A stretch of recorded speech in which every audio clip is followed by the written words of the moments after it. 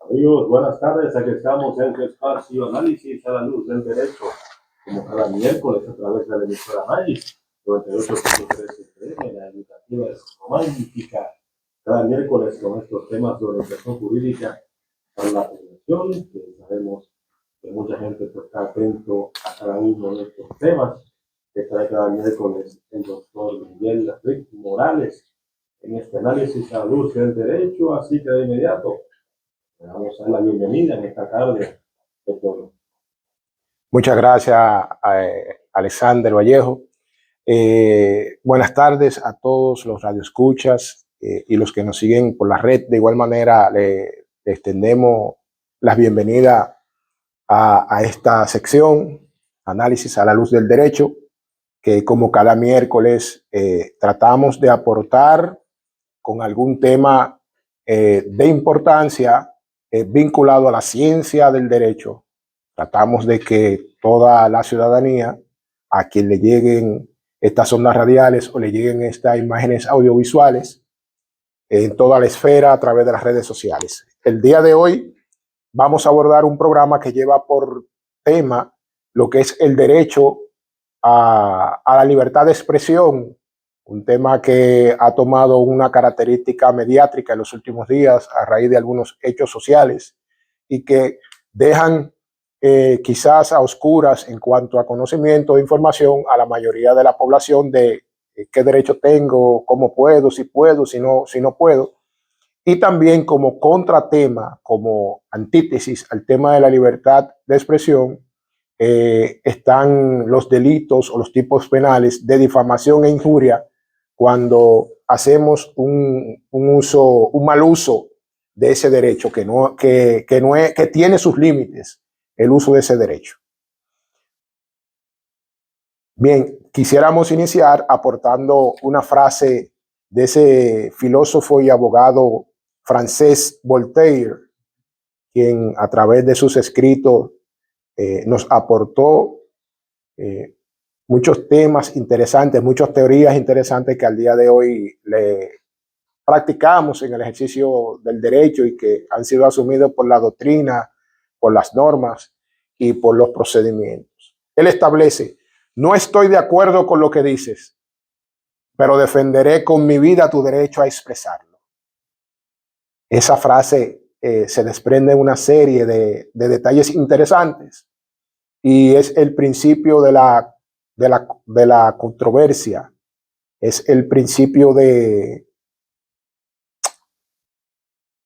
del que usted pueda tener una posición, una opinión diferente a la mía. Podemos tener en cuanto a un litigio, en cuanto a un pleito legal, usted tenga su posición, yo tengo la mía, y realmente tiene una base interesante sobre lo que es el derecho a la libertad de expresión. Ese derecho primeramente haya fundamento legal, tiene como marco legal de manera local el artículo 49 de la Constitución de República Dominicana, la ley 6132 de expresión y difusión del pensamiento y los tipos penales en los cuales se puede incurrir, como había dicho, lo que es la difamación e injuria, están tipificados entre los artículos 361 y siguientes del Código Penal actual. Y en la esfera de los instrumentos internacionales se encuentran, hallamos base en la Declaración Universal de los Derechos Humanos de 1948, en el Pacto Internacional de los Derechos Civiles y Políticos de 1966, en la Convención Americana sobre Derechos Humanos 1969, Carta Africana de los Derechos Humanos y de los Pueblos de 1981 y siguientes, que por cuestión de tiempo no lo puedo listar todos, pero hayan fundamento en esos instrumentos internacionales de corte de derechos humanos. En este ordenamiento jurídico, todos hay una similitud o convergen en un punto, y es que en denotar o resaltar el derecho que tiene todo individuo a no ser molestado a causa de sus opiniones. no ser molestado a causa de sus opiniones. ¿Qué quiere decir esto? Esto establece un fundamento importantísimo para todo aquel que tiene como labor la comunicación, y también para todos nosotros de manera particular. No abre esa oportunidad de que tengamos derecho a no ser perseguidos ni maltratados por la opinión que nosotros aportemos. Ese ordenamiento jurídico tal vez reconoce ese derecho fundamental de nosotros poder expresar nuestras ideas, nuestras opiniones en contrario con otras personas. En ese sentido, quisiéramos hacer un leve esbozo sobre la historia de ese derecho a que podamos expresar nuestra opinión. Y habla la doctrina, los libros históricos, hacen referencia en aquellos lugares de la antigua Grecia, en las plazas, donde se reunían eruditos y ciudadanos comunes y debatían de manera apasionada temas de política, temas de filosofía y algunos temas de alguna ciencia que estaban en nacimiento en aquellos tiempos. En sí había un intercambio de ideas y de opiniones. Casi siempre esos eruditos eran escuchados por ciudadanos normales, quienes a su vez, ante cualquier tipo de duda o ante cualquier aclaramiento o aclaración de algún tema, de algún detalle, hacían preguntas y esos eruditos, de manera apasionada, se las respondían. También surge en un paso ya más evolucionado, cuando se da la necesidad de que esas ideas puedan llegar más allá de una simple plaza, de una simple conversación en comarca, una simple conversación en una taberna o en algún centro donde convergieran las personas. Se da históricamente el momento de la invención de la imprenta, el cual para los fines de la libertad de expresión sentó los bases y fundamentos para que las palabras, literalmente, las palabras que componían esas ideas escritas pudiesen llegar y volar más allá de toda frontera a través de la prensa escrita o a través de la escritura en papel. La invención del papel y la utilización en la imprenta fue una base importantísima para que las ideas pudieran viajar más allá que los linderos de un pequeño territorio. Otra situación que aporta al desarrollo de la libertad de expresión es que a raíz de estos hechos importantísimos surge una situación, y es que también otras voces brillantes aportaban opiniones que contrarrestaban a las primeras o que confrontaban a las primeras, y se daba lo que era una posición contradictoria. Una posición contradictoria, que es lo interesante de la libertad de expresarse. Pero esas personas que tuvieron esa posibilidad, esa situación abrió otras situaciones más nefastas. Y fue que esas voces contradictorias encontraron situaciones donde se enfrentaron a quemas de libros, se enfrentaron a encarcelamientos por opinar contrario a las autoridades o por tener una opinión que se atrevía a tener el atrevimiento de realizar una opinión contraria a la corriente dominante en ese momento, corriente ideológica. También se enfrentaron esos oradores, se enfrentaron a tachas de ideas, porque eran consideradas herejías. Estamos hablando de distintos momentos históricos del desarrollo de la vida humana, escenarios distintos, pero que por razones de tiempo no podemos profundizar mucho en ese tipo de historia. En fin, todas estas situaciones que provocaron que el derecho de la libertad de expresión fuera progresando, más la insistencia de cada uno de los seres humanos por establecer una opinión o establecer su opinión, pero no fue tan fácil, porque ellos se vieron también asediados y maltratados por la lucha de poderes que buscaban impedir que esas opiniones contradictorias pudieran salir a la luz y pudieran ser escuchadas o leídas por otras personas. También esa lucha de poderes llevó al maltrato físico de la población y al maltrato de personas, lo cual solamente dejo este comentario hasta ahí porque son situaciones que pudieran afectar emocionalmente a algunas personas, porque en este país se han conocido muchos casos de que personas que se atrevieron a opinar contrario tuvieron resultados no deseados.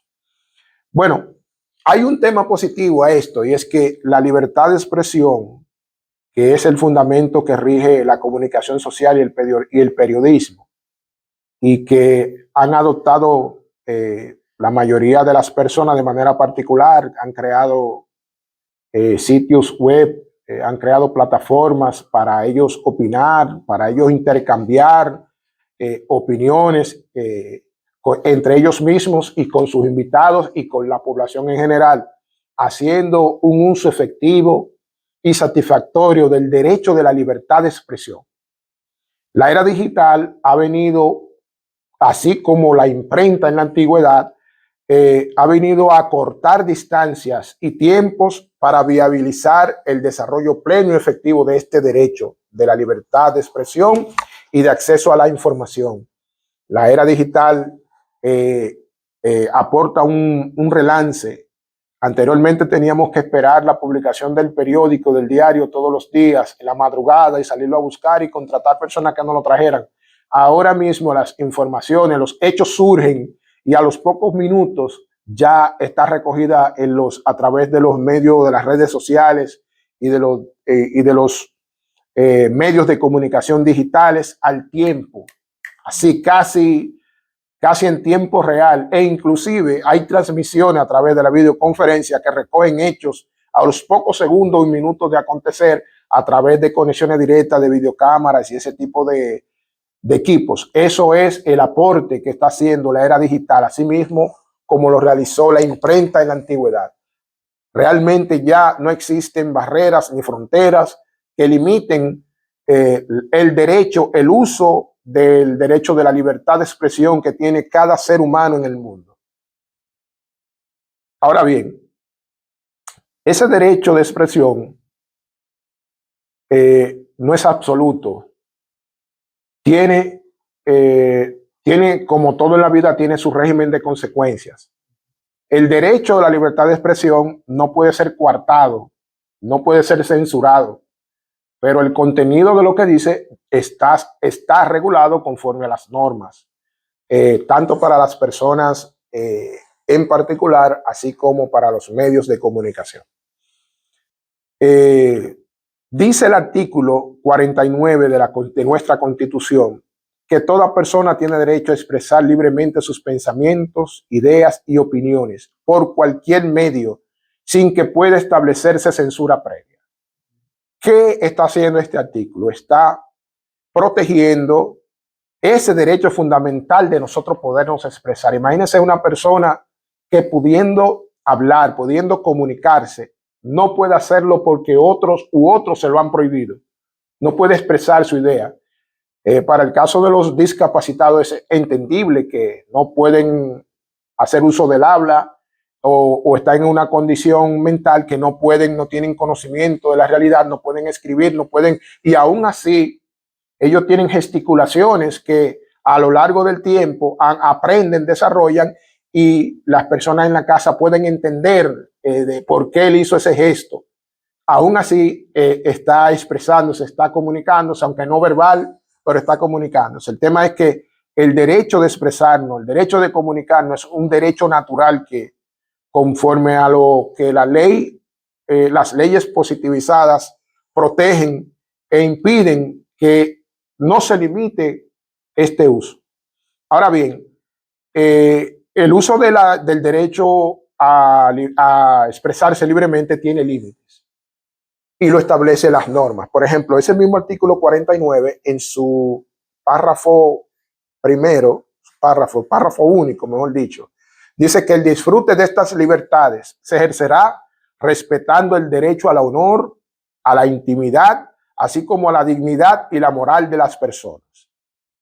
Esas son otros tipos de manifestaciones que tiene el ser humano y derechos fundamentales, derecho al honor y a la intimidad, derecho a ser tratado con dignidad y derecho a que se le respete su moral.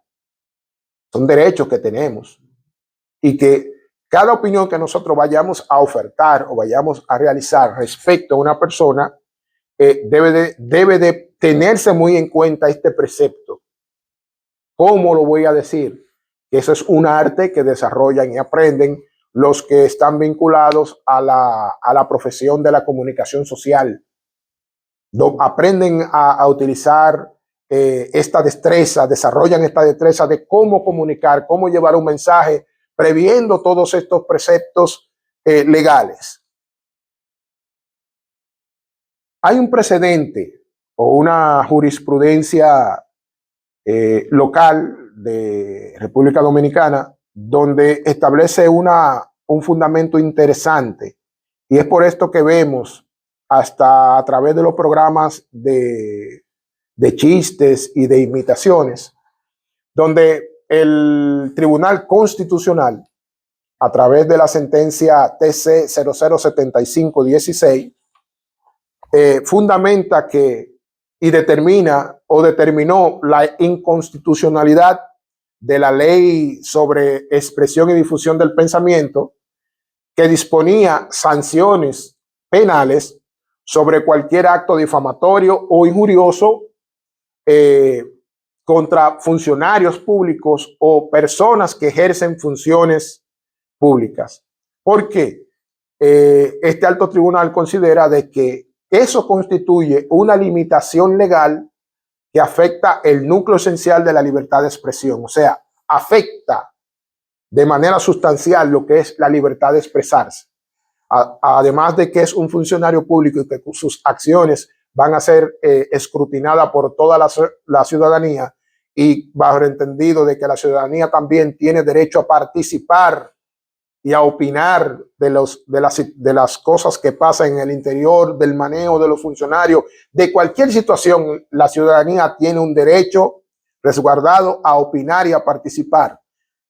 Y sobre todo, este alto tribunal ha fundamentado de que el Estado social y democrático de derecho sobre el cual está fundamentado nuestro país, nuestra nación, lo consagra el artículo 7 de la Constitución de la República Dominicana.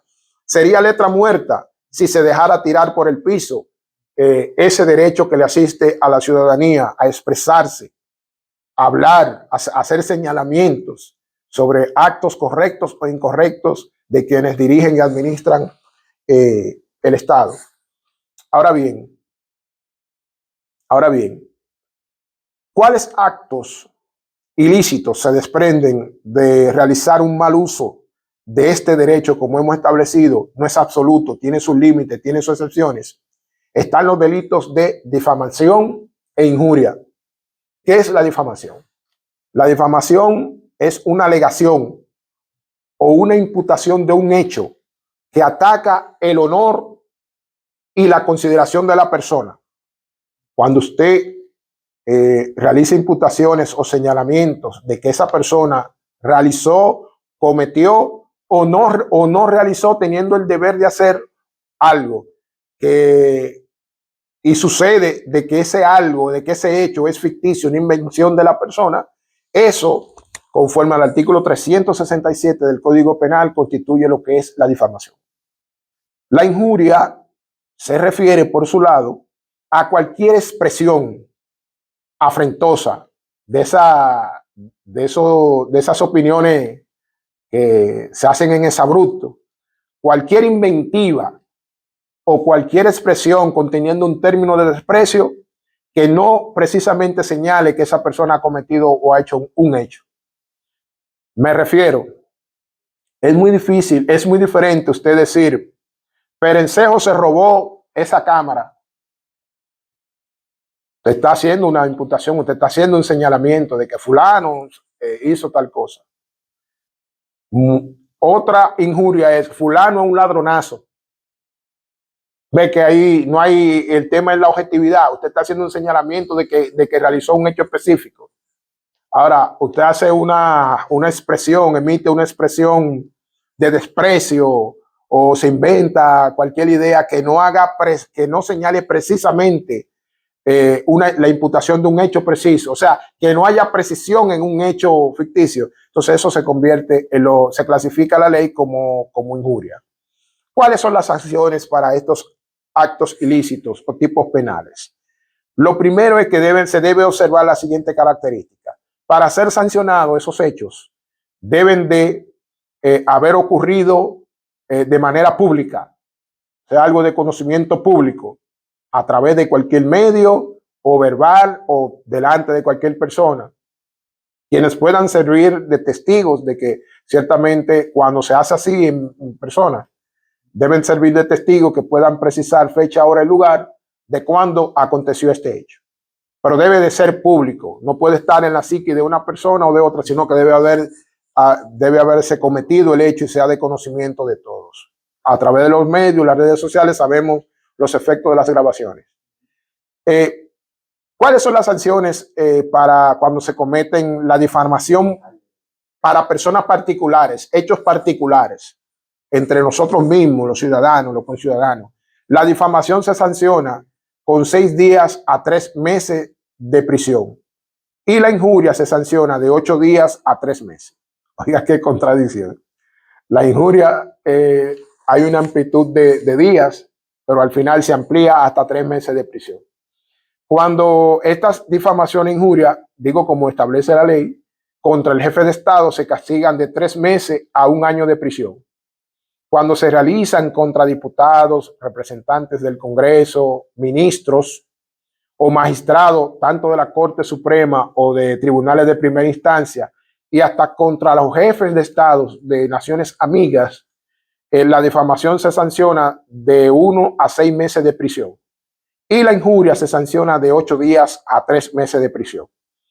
Cuando se realiza contra agentes de la autoridad pública, embajadores u otros agentes diplomáticos, se sanciona de 8 días a 3 meses de prisión.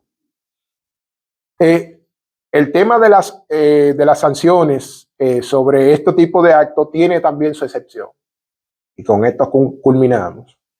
La excepción es que, según el artículo 374 del Código Penal, no se considera injurioso ni difamatorio y por tanto no dará lugar a procedimiento alguno los discursos que se pronuncian en las cámaras legislativas, ni los informes, ni las memorias, ni los demás documentos que se impriman por disposición del Congreso Nacional, del Poder Ejecutivo o del Poder Judicial.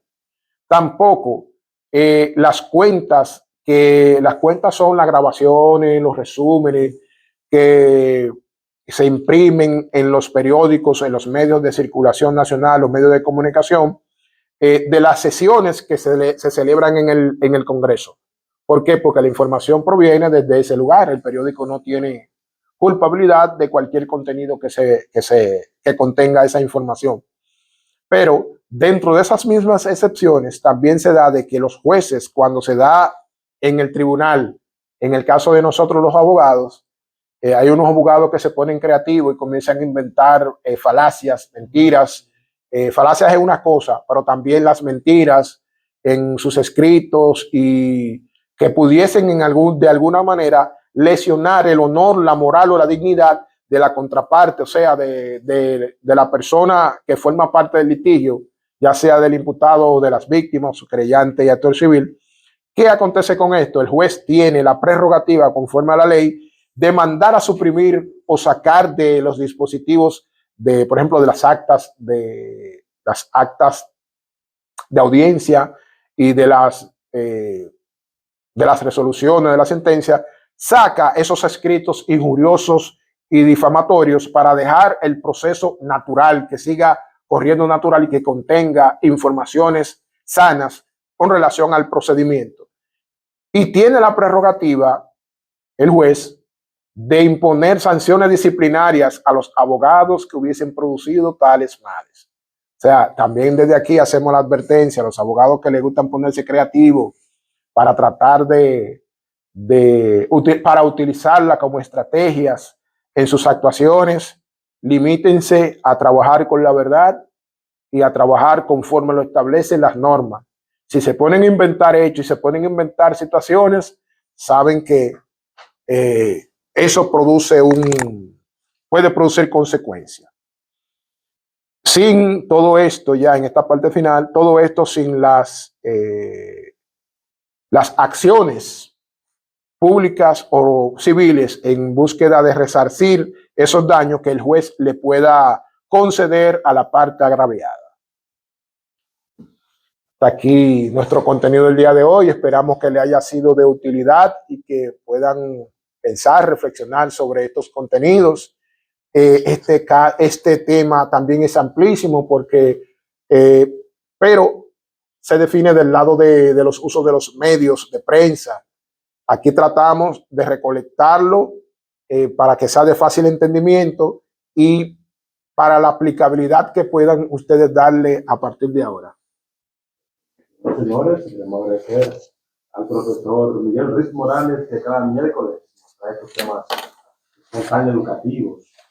Hoy con la difamación de Julia, que tenemos que tener siempre conocimiento amplio para saber a qué limitarnos y cómo exponernos para no causar un daño finalmente a otros, y que eso también trae consigo sus consecuencias. Así que muchas gracias al doctor Rick por acompañarnos, y si Dios quiere, por el próximo miércoles estaremos nuevamente con él con estos temas de interés. Pero antes, doctor, recuerda a la gente cómo puede localizarlo. Sí, estamos ubicados en la calle Francisco del Rosario Sánchez, número 85, segundo nivel, esquina Padre Ayala, edificio Vinicio Mateo Plaza. También quisiera brevemente anunciarles, nosotros, la Academia Jurídica a la Luz del Derecho, la cual soy director y copropietario, recientemente concluimos un diplomado especializado en Derecho Procesal Penal, donde dimos con cucharita, abarcamos la mayor parte de los temas procesales que deben de dominar o que deben de contener las competencias y destrezas de los abogados de ejercicio, enfocado principalmente en aquellos nuevos abogados que recién graduados o que entran de manera novedosa al ejercicio, al espectro del ejercicio del derecho, y necesitan saber y dominar algunas destrezas de cómo hacer, qué hacer, cuándo hacer. Esos temas abordamos la teoría general del proceso penal, donde conocieron todas las etapas del proceso penal, las pruebas en el proceso penal, manejo, preparación de las pruebas, forma de incorporarlas.